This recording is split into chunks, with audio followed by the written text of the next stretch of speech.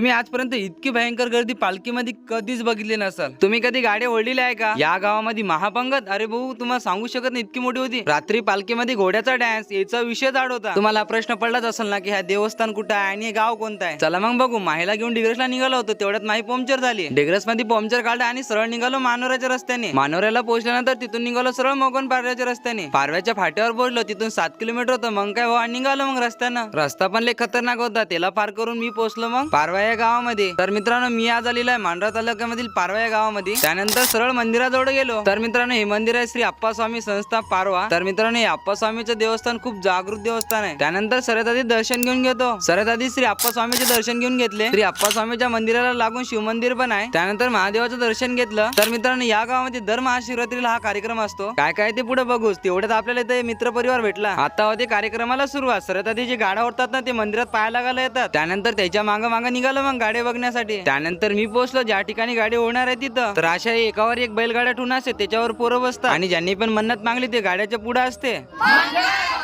Chance नाही सोडत रे भाऊ। त्यानंतर ते गाड्या ओढण्याचा कार्यक्रम चालू। चला तुम्हाला दाखवतो कसं ओढते ते। माझ्या बायकोची आणि पोरीची तब्येत 8 दिवस दवाखान्यात भरती होती, तब्येत चांगली वाटली, 1 वर्ष गाडा होणार। आपला मित्र परिवार कुठं पण भेटते आपल्याला याच्यानंतर पुढच्या पार्ट मध्ये।